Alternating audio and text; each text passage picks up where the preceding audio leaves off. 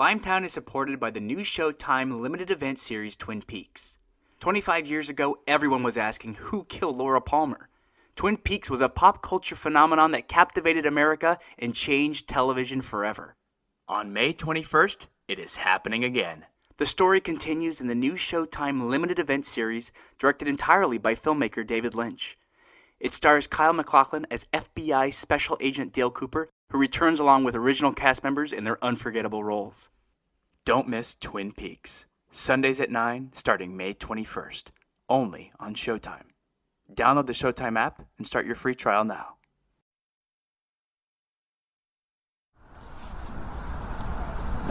Can you hear me? Yes, speak into the mic for levels. Tell me about where you are. Okay, I'm standing in a park. Too close. Speak normally at, normal distance. Sorry. Is this better? Yes, great. Keep talking. I am outside the park now. I see a man walking two dogs as he stares at his phone. He just tripped on the curb. Okay, all good. And we're going out. Have been, yeah.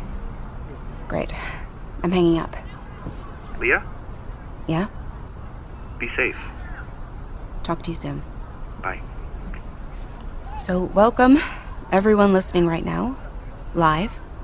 As you can tell, this is sort of an on-the-fly operation. I'm going to be speaking with, well, it's unclear. Someone with knowledge of Limetown, but more importantly, someone with physical evidence from the panic, and maybe more. We played the clip in our last update. It's very difficult to listen to, but because of its content, I was given permission by APR to meet the subject in person. Thank you, Gina. There are several conditions in place, the largest being that we had to broadcast the interaction live. The other main condition, and one I'm certainly used to now, is that I must be alone. I was told to wait where I am now, and I will be given instruction as to where the actual conversation is going to take place. Somehow. I will do my best to describe what's happening as it takes place to a certain extent, but that will just have to be a judgment call. Are you Leah? Yes. I like your scarf. Thank you. Do you want to follow me? Sorry, are you who I've been talking to? Darling, I can't be held accountable for every conversation I've ever had, but I don't think you and I would have much to talk about. Right. So who are you? I'm a prostitute with a heart of gold. Yeah, prostitute. But we prefer to be called hookers. Oh. I'm kidding. Right. Look, she just gave me $50 to come find the pretty girl in the yellow scarf and walk her to the restaurant. And you're very pretty. Thank you. You don't know it. That's too bad. Let's walk.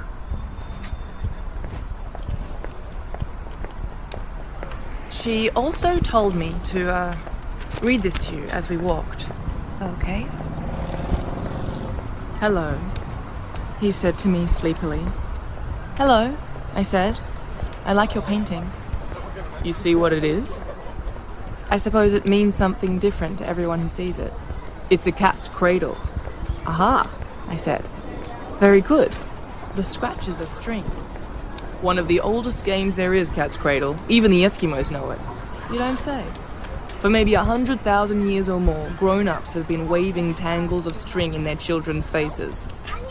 Newt remained curled in the chair. He held out his painty hands as though a cat's cradle were strung between them. No wonder kids grow up crazy. A cat's cradle is nothing but a bunch of X's between somebody's hands, and little kids look and look and look at all those X's. And? No damn cat and no damn cradle. I'm more of a dead-eyed dick gal myself.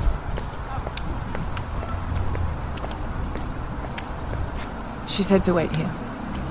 It's closed. Good luck, Lia Haddock.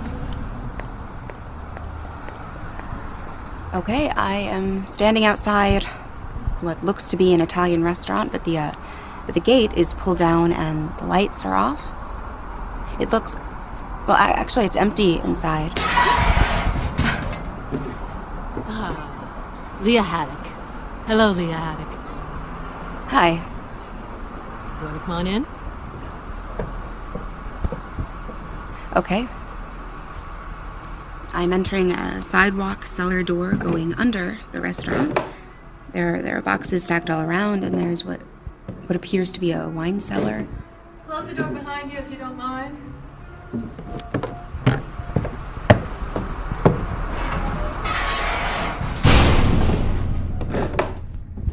The room has a single table with a chair.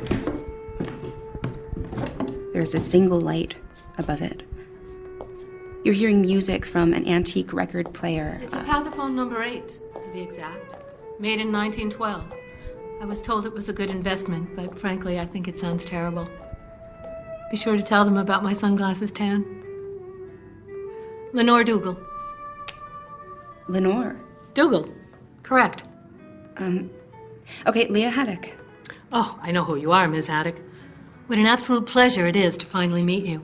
Would you like some wine? No, thank you. I want to say up front that this is being recorded and broadcast out live per your condition in speaking with us, and I want to make sure that you're aware and comfortable with that. More than comfortable. I think it's wonderful what we can do these days. I have to be transparent for the listeners at home, though. I have a bit of a hangover. I've had a rather raucous last few weeks, to say the least. I've been to France, Japan, Thailand, Tahiti, Argentina. I had a fun little layover in Honduras. Been a whirlwind. I even tried blowfish. A very, very dangerous blowfish. Oh, shoot! You don't have a chair.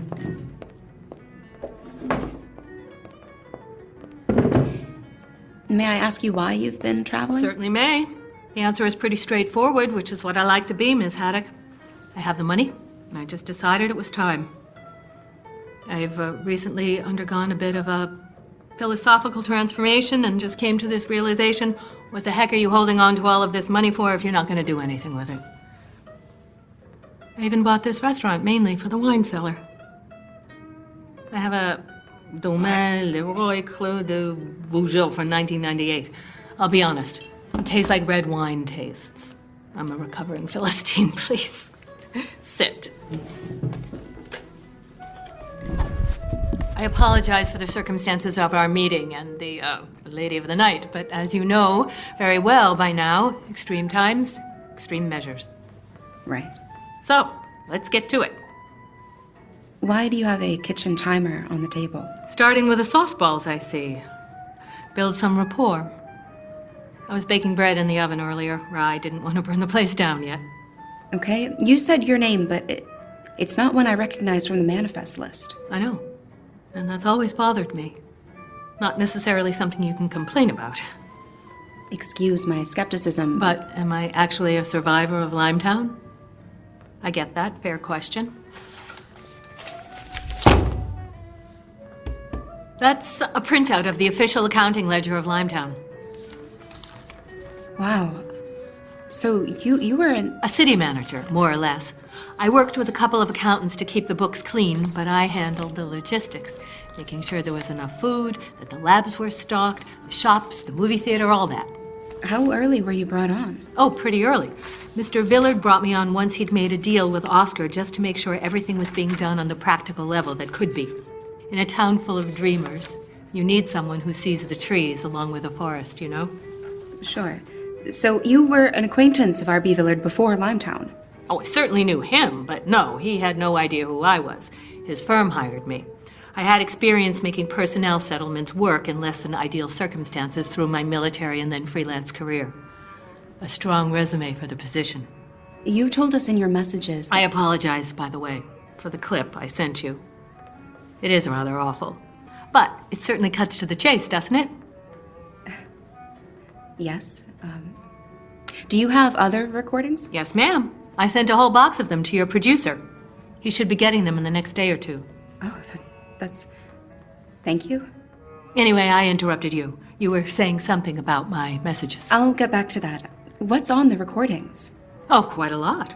Oscar's lab notes mainly, but there's also some bits from here and there from various recording devices Oscar kept all over the facility. And a lot from the panic, obviously.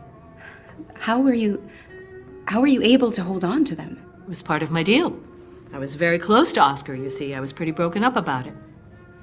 Silence can be very expensive. I was also very close with your uncle. I made sure he stayed very comfortable. What does that mean? Well, for obvious reasons, Emil wasn't really someone who could just walk around town, so we had a space for him. What obvious reasons? Do you mean that he was locked away? Sheesh, Leah, locked away? No, not at all. Emil is a great man. He just has a complicated life. He had worked with Oscar for a couple of years before to understand what his condition was. That was his term condition. A condition that Oscar then sold to the highest bidder. That's a crude understanding of it, but yes, Oscar certainly was a red-blooded American after all. Emil wasn't dragged anywhere, though. He knew what was happening. Oscar knew that if he could understand Emil's condition, then he could potentially replicate it, and to his deserved credit, he recognized the potential windfall. Mr. Villard was the first man Oscar reached out to, and Mr. Villard made sure that he was the last person Oscar reached out to. Can you please state the purpose of Limetown? Straightforward. Good. The purpose of Limetown was to develop a consumer prototype that allows for direct mind-to-mind communication between users. To build the internet without the internet, as Oscar would say. And they did it. A miracle. It doesn't seem that it was worth it. Worse. That's interesting. I'll come back to that. Why was all this kept so secret? Because if you can privatize something that alters the course of human civilization, I mean, that's pretty good, right? From a business perspective, of course, it's just about the best thing. So they built a town to experiment on my uncle's brain. Again, crude, but certainly not wrong. Was he hurt? Emil? No. He was certainly put through rigorous testing, but he always had pretty high spirits. Greater good, all that. We talked a lot. He mentioned you often. Did he? No, I'd rather not talk about that. Fair enough. But you were the apple of his eye. My husband, well, ex-husband, never wanted children. I did. But my life took me into dark places no one wants to follow you into, so it just wasn't practical. When he left me, he married someone from his office, an accountant named Susan. They have 3 kids, daughters. I see pictures and can't help but feel some connection. Some part of them, some memory or dream could be mine. Emil related to that. You seem different. From our first contact, you did not seem friendly. Well, I am vast. I contain multitudes. I want to get back to your deal and the recording from the panic. You said in your messages that you could tell me everything I wanted to know. Yes, I did say that. Could we maybe hold off on that for a bit? I want to know what happened to everyone after the panic. Right. And I know I asked this before, but is knowing all the answers the most important thing? Really consider that. It doesn't have to be. It's the only reason I'm here. You have to be sure. We can still both walk away from this right now. I'm sure. Okay. When I was skydiving in Bora Bora, over a volcano in a lagoon, I thought to myself, this is as beautiful as life will be. Impossible blues and greens rushing towards you. What if I don't pull the chute? What will I miss? What will miss me?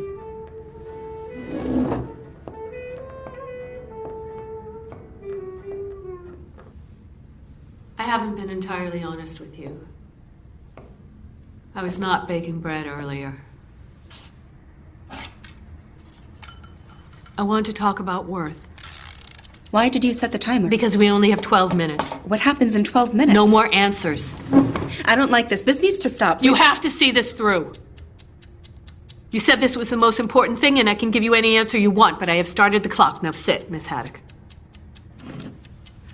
You spoke of Worth, so let's talk about that. I spent my life weighing one thing against another thing and then making the objective decision. And everything can be that simple if you want it to be. What do you think the tech developed in Limetown is worth? I'll answer. More. Whatever you think it is, it's more than that. We're not only talking about a consumer product that reshapes how people think and interact with the world, we're talking about a military product which creates an instant communication link and code that can never be broken. Now ask yourself how far someone would go to protect that. If you could rule the world, and I mean really rule it, where would you draw the line on allowing anything to endanger your success? Are you really a citizen of Limetown? Yes, but that's not all I am. I'm also a very bad person. I worked with an outside organization to feed them information about what was happening in Limetown and to convince Oscar Totem that who I worked for would make a better suitor for the product and the asset, your uncle. So you did not work for R.B. Villard? I did not, but everyone, including him, thought I did. You were a mole? Yes. Who were you a mole for? That's honestly difficult to answer. The group I worked for changes names every 3 months or so, normally a combination of letters and numbers, FRE-8, GKD-4, etc., and as I no longer work for them, who knows? We were a collection of specialists for hire. When Villard began assembling the pieces of Limetown, I was positioned by an outside firm for the job who had a contact within Villard's field of influence.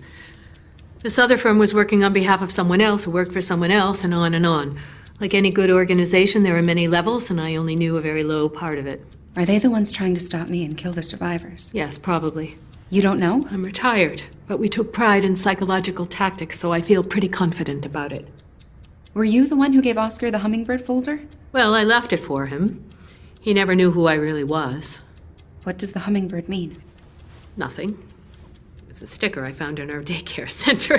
That was actually the second folder. As things progressed in the town, the contents changed. The first one had a dragonfly on it. What was in the folders?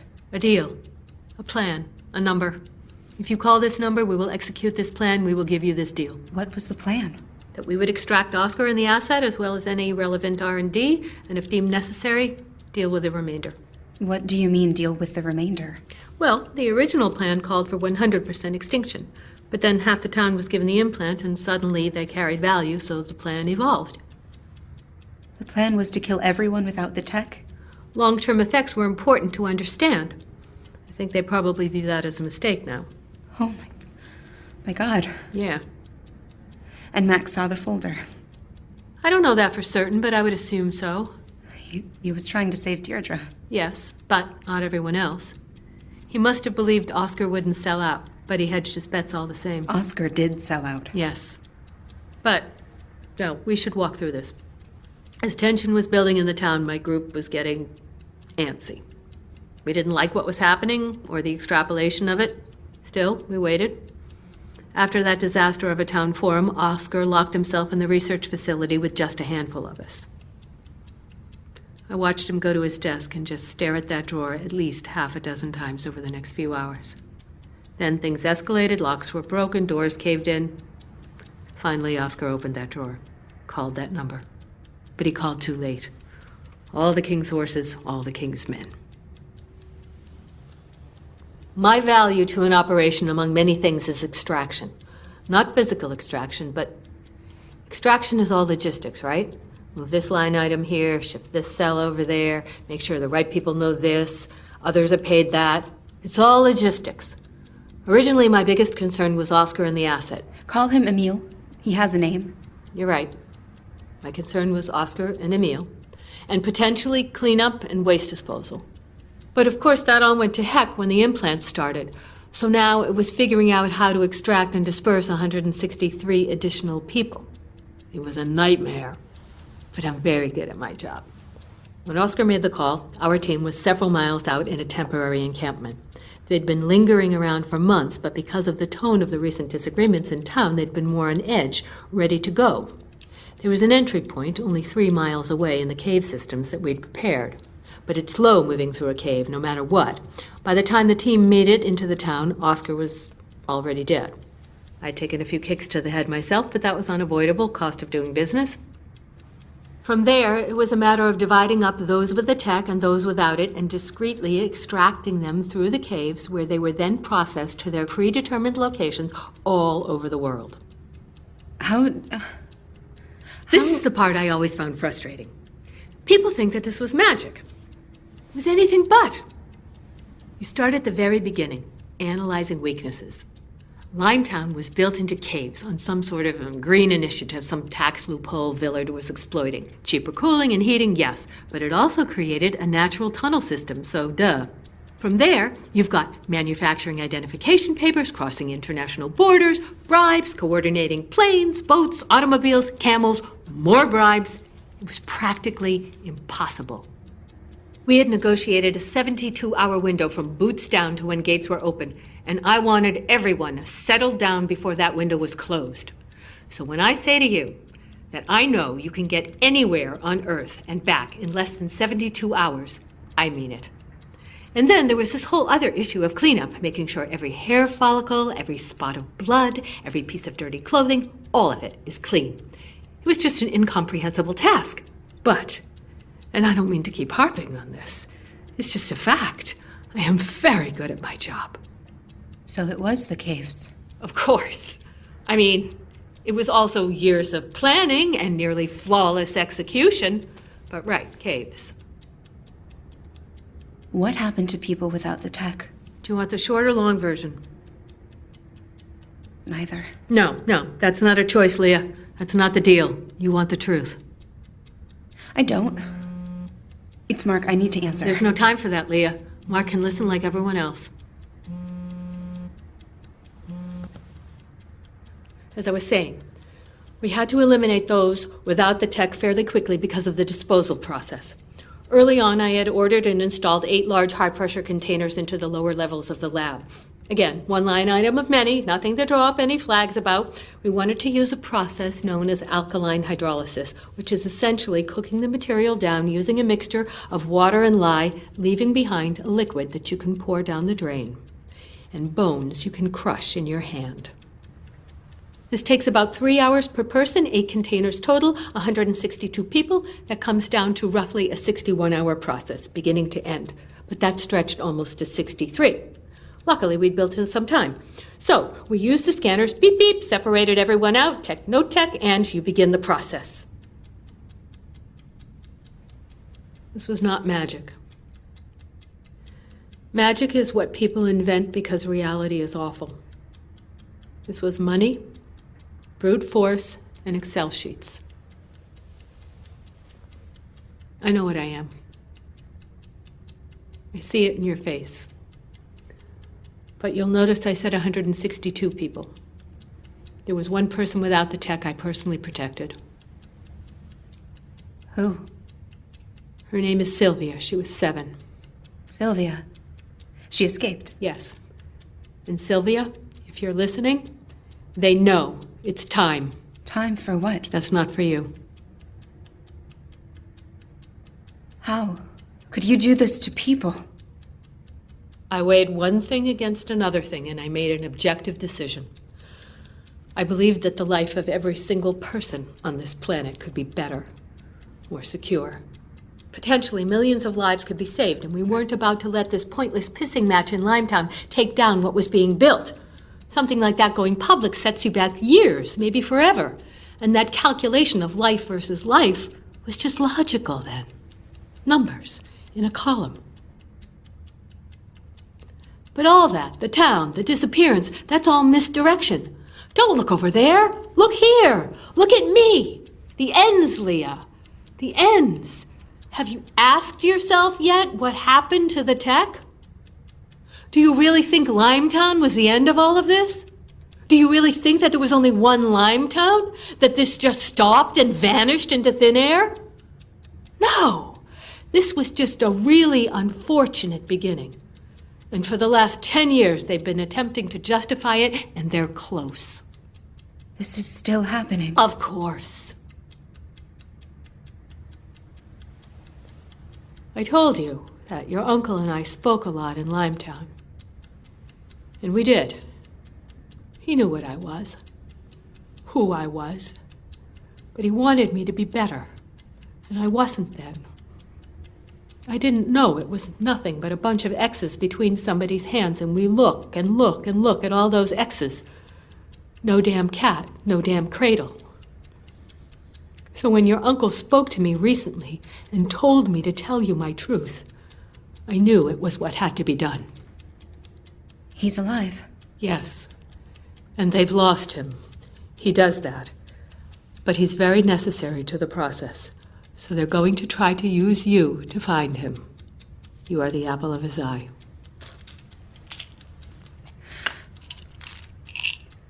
What is that timer counting down to? Leah, I've just taken a pill that in 90 seconds will put me to sleep. In 3 minutes, my heart will stop beating and I will die. Emil doesn't agree with me, but I think you should take one too. Mark, call the cops right now! I'm at Morton off Bleecker. It's called La Cantina Brio. I pulled the parachute because my truth was Mark, the door is barred shut!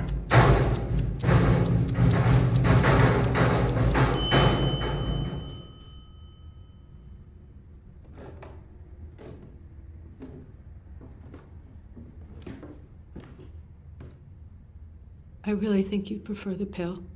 They're opening the door! If you can hear my voice, don't let this end here! Don't let them win! Oh, you can feel him, can't you?